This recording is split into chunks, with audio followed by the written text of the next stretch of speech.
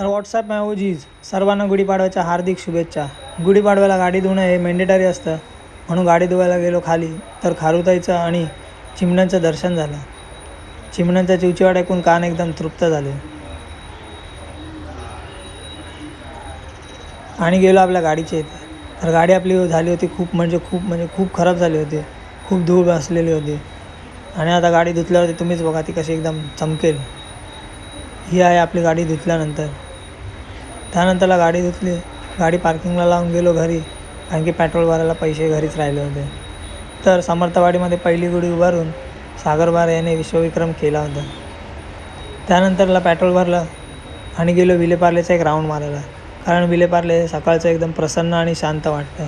त्यामध्ये खूप बरं वाटतं राऊंड मारायला. आणि विलेपार्लेचा राऊंड मारून घरी आलो तर आपला भाऊ टोस्करसुद्धा गुढीपाडव्यानिमित्त गाडी धुवत होता. घरी आलो, कांदेपोहे आणि नाश्ता केला आणि गेलो आपल्या भावाला सोडायला त्याच्या ऑफिसला. आणि माझी तब्येत आज खूप डाऊन होती आणि भावाला सोडायला जाताना मुकुंद बोलेसुद्धा आपली गाडी धुवत होता गुढीपाडव्यानिमित्त.